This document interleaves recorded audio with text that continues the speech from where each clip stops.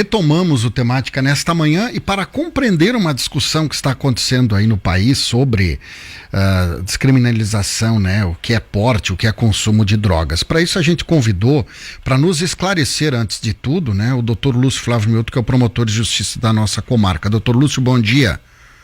Bom dia, Marco Aurélio. Bom dia a todos os ouvintes da Rádio Veraniense. Bom, doutor, vamos lá. O que a legislação diz, antes da gente chegar na discussão aí que está acontecendo no STF, o que diz a lei sobre, se é que diz, né, sobre isso é porte, isso é tráfico, como é que a legislação trata esse assunto? Bom, a legislação em si, ela não define o que é tráfico, o que é uso. Ela diz que é crime o tráfico e vai ser punido com a pena definida em lei, e da mesma forma diz que o usuário será punido com um tipo de pena estabelecida em lei, que não prisão. Pode ser serviços comunitários, advertências ou tratamento. Basicamente isso. O que o Supremo está tentando fazer agora é mudar alguma caracterização, não abolir o crime ou tornar legal. E isso é importante que nós tenhamos bem a definição. Diferença de descriminalização e legalização da droga. Tá, vamos compreender aqui, doutor. Eu vou voltar um pouquinho.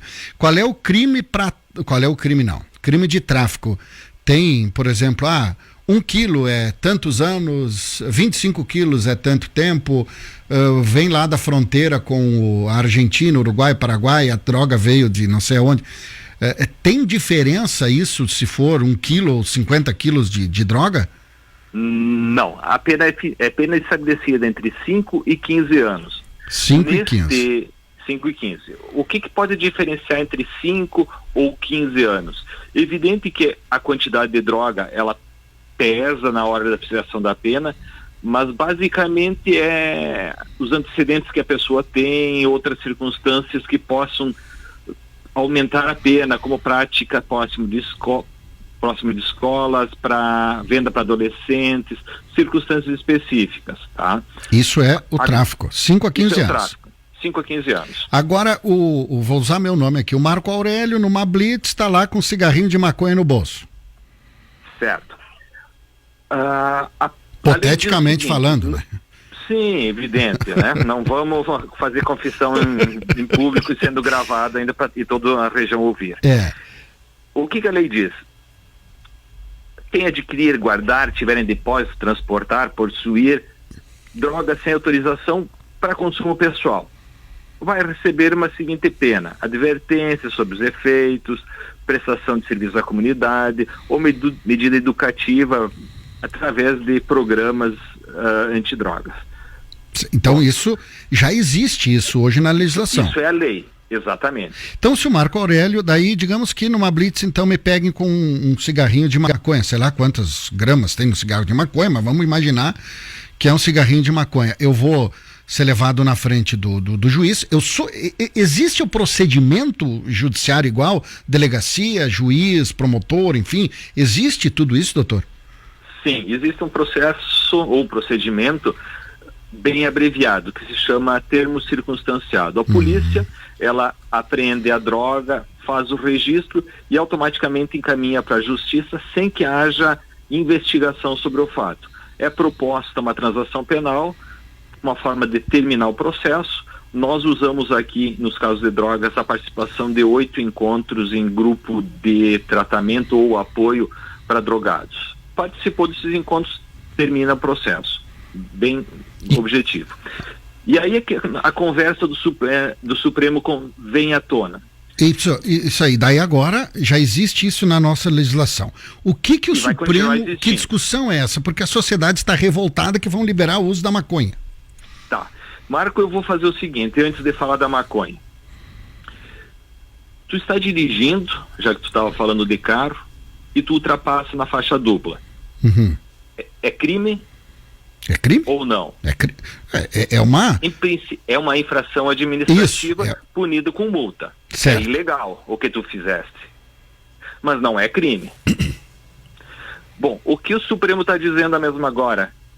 é ilegal possuir maconha para fins de consumo, mas não é crime.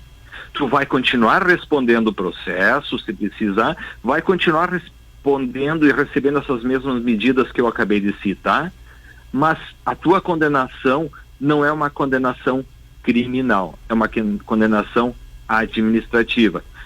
Qual é a mudança efetiva para quem trabalha com o crime ou com o processo criminal? Se ele for condenado, não gera antecedente. Efetivamente, é essa a grande mudança que nós vamos ter. Porque antes, se eu tivesse uma condenação por posse de drogas, e num segundo crime que eu viesse a cometer, de qualquer natureza, eu já era reincidente.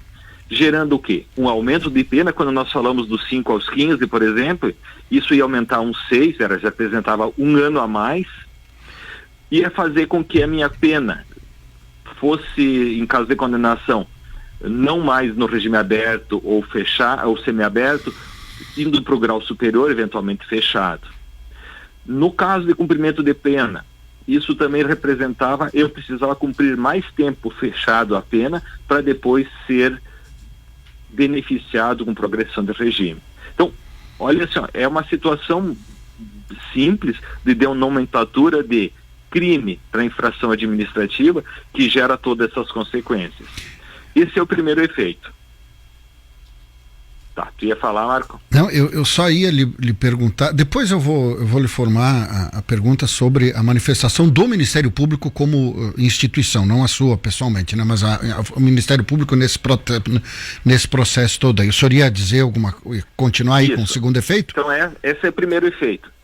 Segundo efeito, que talvez isso seja o preocupante e o que mais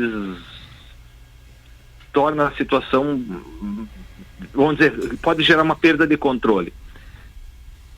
Quando você tarifa dizendo tantos gramas, e hoje você fala em 40 gramas, que vão falar de maconha, é tráfico, até 40 é tráfico, melhor, até 40 uso, mais de 40 é consumo. Olha, eu já peguei processo... Não é muito se tu for pensar em termos de maconha, mas também não é pouco, dependendo das circunstâncias que você se encontra. Hoje tu veria talvez 4 porções, 5 porções que está sendo vendida pelo traficante, 4. Agora, eu já tive uma situação em que a Polícia Ambiental apreendeu 300 gramas numa pescaria que tinha 7 ou 8 pessoas lá, e tu via que aquela maconha era para consumo. Agora, se eu tarifar dizendo que 300 gramas é tráfico e 40 gramas não, tu tem dado objetivo. E aí fica mais difícil para você provar que aquele traficante que tem 4 porções de maconha e vai e volta é um traficante, ou aqueles 7, 8 adolescentes ou adultos que estavam pescando e tinham levado a maconha são traficantes ou são usuários. É essa a nossa preocupação em termos de Ministério Público. Tá. E quando você tarifa, você cria critério objetivo de difícil discussão. E se eu pegar a pessoa com 40 gramas, mas junto com isso mensagens dela vendendo, oferecendo, se comprometendo a entregar. E é essa toda a situação que gera dúvida. Vai ser tipo, cada caso é um caso, como é hoje, mas com um pouco mais de aprofundamento nesses até 40 gramas? É isso que nós precisamos saber, o que o Supremo vai definir, porque eles continuam hoje a julgamento e devem ter alguma definição sobre o que é tráfico, em quais condições, quais são as situações que mesmo a quantidade pequena de droga pode levar ao tráfico. Porque situações hoje, vamos dizer, nossa realidade, de você pegar traficante com grande quantidade de droga não é usual. O usual é você pegar o traficante que faz o serviço de formiguinha. Pega algumas porções, vende, busca mais e vende. Digamos assim, no comércio não tem estoque, né? Trabalha sem estoque. Na verdade, assim, nós temos o distribuidor que estoca, mas não é o que vende. O que vende, ele normalmente ele não trabalha mais com grande quantidade. Antigamente nós falávamos, não, foi lá em Bento, pegou, veio aqui para vender. Não, hoje a droga está aqui, ela é redistribuída como uma organização criminosa que de fato é o tráfico de drogas. Então, digamos, o senhor sabe que nós moramos numa cidade, numa região muito tradicional, e é contrária, por exemplo, que bom dia, não importa a quantidade de drogas, isso é um incentivo aos jovens. Outras ouvintes aqui, estamos regredindo, meu Deus, isso não pode acontecer, droga é droga, maconha é droga, o que vai ser dos nossos filhos? Então, o que hoje, né, dá para dizer para essas pessoas que vivem, estão talvez uma compreensão um pouco diferente daquilo que é a real discussão, doutor? Eu diria assim, como promotor de justiça, o que vai mudar na minha vida no combate ao tráfico, ao usuário? Efetivamente nada. O usuário que for pego, ele vai continuar respondendo o processo, só o nome da condenação ou da medida não vai ser mais pena, e sim infração administrativa. Mas tudo mais continua igual. Eu acho que a discussão ela tomou um rumo que não deveria, que nós usamos a descriminalização, mas estamos pensando em legalização. Então não quer dizer que eu posso chegar na frente do meu prédio, sentar e ao invés de fumar um cigarro, como muitos fazem, puxar um baseado e começar a fumar. Não, continua sendo ilegal. E não vai deixar de ser ilegal. A polícia CV vai apreender, vai encaminhar para o judiciário, essa pessoa vai responder os procedimentos de lei, a ter aplicada a medida estabelecida em lei. Só que essa medida não vai ser pena, vai ser medida. E essa talvez seja o grande problema da discussão, porque ela não se discute mais hoje se a medida é suficiente ou não é suficiente. Nós estamos dizendo eu sou contra, eu sou a favor. Acho que ninguém é a favor da liberação da droga. E essa medida não vai liberar, não vai legalizar, porque a lei diz que é crime. Ou melhor, que diz que é ilegal. O que está se discutindo aqui, olha, nós estamos há 8 anos com o Supremo avaliando essa situação, é se nós vamos continuar chamando de crime ou infração administrativa. Tá, no fim da história é isso. Tá, e o Ministério Público tem alguma posição de Porto Alegre ou no Brasil sobre isso? É importante essa... Já tinha que ser discutido antes, está sendo discutido agora num plano macro aí, doutor? Na verdade, assim, nós temos uma posição do Ministério Público no sentido que nós não podemos liberar, porque o usuário existe porque tem traficante, e o traficante existe porque tem usuário. O usuário precisa e necessita ser tratado, porque hoje é considerado doença, vamos continuar fazendo isso. E todas as medidas que nós tomamos aqui em Veranópolis, em termos de medida, elas são no sentido de tratar a pessoa. Hoje, a pessoa sendo apreendida com droga, ela caiu no sistema judiciário, a primeira proposta que vai se fazer, e eventual sentença, na maioria das vezes é a mesma coisa, é determinar que essa pessoa faça um tratamento. Então, a preocupação é essa, é punir efetivamente o traficante, e eu acho que as penas são brandas demais hoje, tá?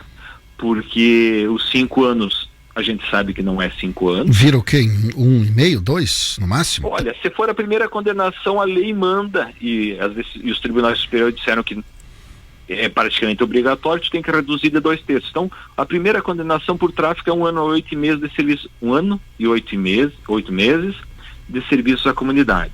Isso não é condenação. Para um traficante não é condenação.